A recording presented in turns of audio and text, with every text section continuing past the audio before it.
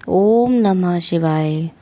श्रोताओं, सावन मास में जो व्यक्ति जप तप और भगवान शिव की सच्चे मन से आराधना करता है, उसकी सारी मनोकामनाएं भगवान शिव पूरी करते हैं।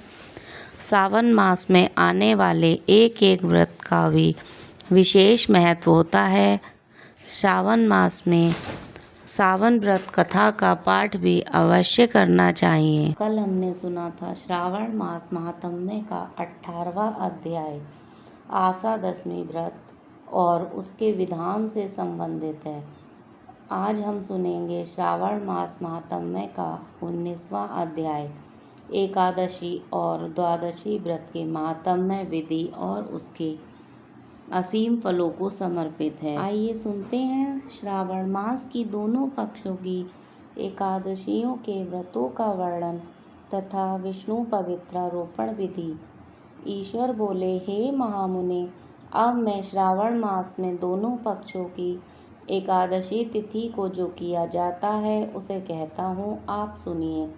हे वत्स, रहस्यमय अति श्रेष्ठ महान पुण्य प्रदान करने वाले तथा महापातकों का नाश करने वाले इस व्रत को मैंने किसी से नहीं कहा है। यह एकादशी व्रत श्रवण मात्र से मनुष्यों को मनवांछित फल प्रदान करने वाला, पापों का नाश करने वाला सभी व्रतों में श्रेष्ठ तथा शुभ है। इसे मैं आपसे कहूँगा, आप एकाग्रचित्त होकर सुनिए। दशमी तिथि में प्रातःकाल स्नान करके शुद्ध होकर संध्या आदि कर लें और वेद वेदता पुराणज्ञ तथा जिनेंद्रिय विप्रों से आज्ञा लेकर 16 उपचारों से देवादिदेव भगवान का विधिवत पूजन करके इस प्रकार प्रार्थना करें, हे पुंडरीकाक्ष, मैं एकादशी को निराहार रहकर दूसरे दिन भोजन करूँगा। हे अच्युत, आप मेरे शरणदाता होइए। हे वत्स, गुरु देवता तथा अग्नि की सन्निधि में नियम धारण करें और उस दिन काम क्रोध रहित होकर भूमि पर शयन करें। उसके बाद प्रातःकाल होने पर भगवान के शव में मन को लगाएं। भूख लगने तथा प्रस्खलन, गिरना, ठोकर आदि लगना के समय श्रीधर इस शब्द का उच्चारण करें, हे वत्स, यह व्रत मोक्ष प्रदान करने वाला है। अतः 3 दिनों तक पाखंडी आदि लोगों के साथ बातचीत, उन्हें देखना तथा उनकी बातें सुनना, इन सब का त्याग कर देना चाहिए। तदंतर क्रोध रहित होकर पंचगव्य लेकर मध्याह्न के समय नदी आदि के निर्मल जल में स्नान करना चाहिए। सूर्य को नमस्कार करके भगवान श्रीधर की शरण में जाना चाहिए और वर्णाचार की विधि से सभी कृत्य संपन्न करके घर आना चाहिए। वहाँ पुष्प, धूप तथा अनेक प्रकार के नैवेद्यों से श्रद्धापूर्वक श्रीधर की पूजा करनी चाहिए।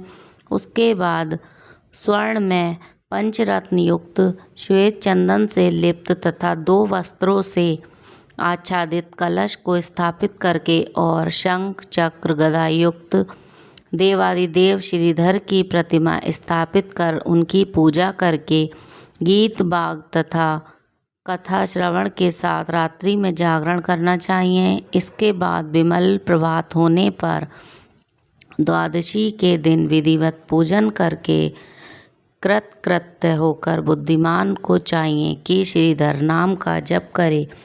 इसके बाद उन शंख चक्र तथा गदा धारण करने वाले देवेश श्रीधर की पुनः पूजा करें और स्वर्ण दक्षिणा सहित कलश ब्राह्मण को प्रदान करें।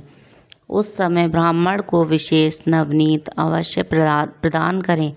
इस प्रकार प्रार्थना करें, भगवान श्रीधर, आज आप मुझ पर प्रसन्न हो और मुझे अति उत्तम लक्ष्मी प्रदान करें। हे मुनि श्रेष्ठ, इस प्रकार उच्चारण करके जगत गुरु श्रीधर से प्रार्थना करके श्रेष्ठ ब्राह्मणों को भोजन कराकर अपने सामर्थ्य अनुसार दक्षिणा देनी चाहिए।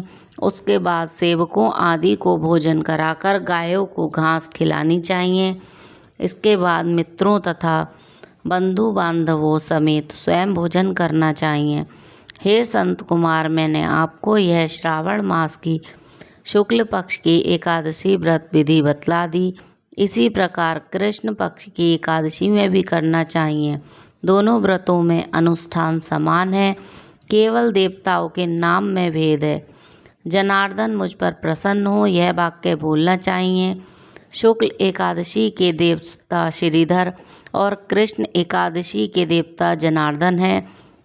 हे संत कुमार, यह मैंने आपसे दोनों एकादशियों के व्रत का वर्णन कर दिया है। इस एकादशी व्रत के समान पुण्य व्रत ना तो कभी हुआ और ना होगा। आपको यह व्रत गुप्त रखना चाहिए और दुष्ट हृदय वाले को नहीं प्रदान करना चाहिए। ईश्वर बोले, हे संत कुमार, अब मैं द्वादशी तिथि में होने वाले श्री हरि के पवित्रारोपण व्रत का वर्णन करूंगा। पिछले अध्याय में देवी की कही गई पवित्रारोपण विधि के समान ही इसका भी पवित्रारोपण है। इसमें जो विशेष बात है उसे मैं बताऊंगा, सावधान चित्त होकर सुनिए। हे महामुने, इस व्रत के लिए जो अधिकारी बताया गया है उसे आप सुनिए। ब्राह्मण, क्षत्रिय, वैश्य, शूद्र तथा स्त्री, इन सभी को धर्म में स्थित होकर भक्ति पूर्वक पवित्रारोपण करना चाहिए। ध्वज को चाहिए कि अतो देवा अवंतु नो यतो विष्णु विचक्रमे पृथिव्या सप्तधाम भी। इस मंत्र से विष्णु की पूजा करें। स्त्रियों तथा शूद्रों के लिए नाम मंत्र है जिसके द्वारा वे विष्णु की पूजा करें। इसी प्रकार इस मंत्र से शिव जी की पूजा करें। स्त्रियों तथा शूद्रों के लिए नाम मंत्र है जिसके द्वारा वे शिव की पूजा करें। सतयुग में मणि में, त्रेता में स्वर्ण में, द्वापर में रेशम का और कलयुग में कपास का सूत्र पवित्रक के लिए बताया गया है। सन्यासियों को शुभ मानस पवित्रारोपण करना चाहिए। बनाए गए पवित्रक को सर्वप्रथम बांस की सुंदर टोकरी में रखकर सुंदर वस्त्र से ढककर भगवान के सम्मुख रखें और इस प्रकार कहें, हे प्रभु, क्रियालोप के विधान के लिए जो आपने आच्छादन किया है, हे देव, आपकी प्रसन्नता के लिए मैं इसे करता हूँ। हे देव, इस कार्य में विघ्न ना उत्पन्न हो। हे नाथ, मुझ पर दया कीजिए। हे देव, सब प्रकार से सर्वदा आप ही मेरी परम गति हैं। हे जगतपते, मैं इस पवित्रक से आपको प्रसन्न करता हूँ। ये काम क्रोध आदि मेरे व्रत का नाश करने वाले ना हों। हे देवेश, आप आज से लेकर वर्ष पर्यंत अपने भक्त की रक्षा करें। आपको नमस्कार है।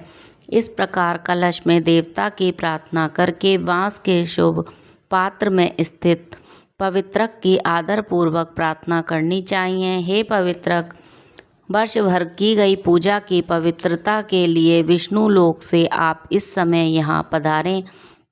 आपको नमस्कार है। हे देव, मैं विष्णु के तेज से उत्पन्न मनोहर, सभी पापों का नाश करने वाले तथा सभी कामनाओं को पूर्ण करने वाले इस पवित्रक को आपके अंग में धारण कराता हूँ। हे देवेश, आप मेरे द्वारा आमंत्रित हैं, अतः आप मेरे समीप पधारें। मैं आपका पूजन करूँगा। आपको नमस्कार है।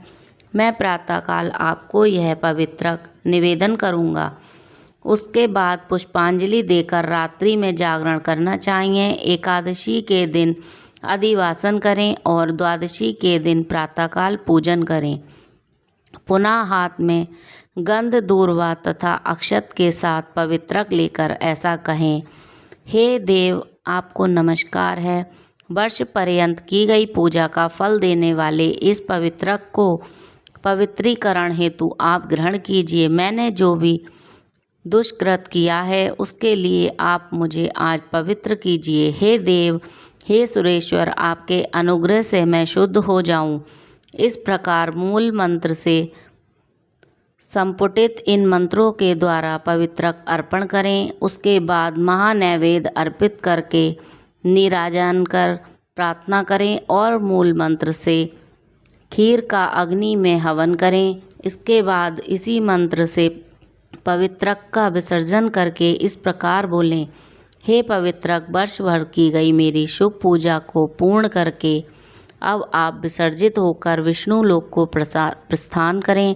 इसके बाद पवित्रक को उतारकर ब्राह्मण को प्रदान करने दें अथवा जल में विसर्जित कर दें। हे वत्स, मैंने आपसे श्री हरि के इस पवित्रारोपण का वर्णन कर दिया। इसे करने वाला इस लोक में सुख भोग कर अंत में वैकुंठ प्राप्त करता है। और इसी के साथ श्रावण मास महात्म्य का 19वां अध्याय पूर्ण हुआ।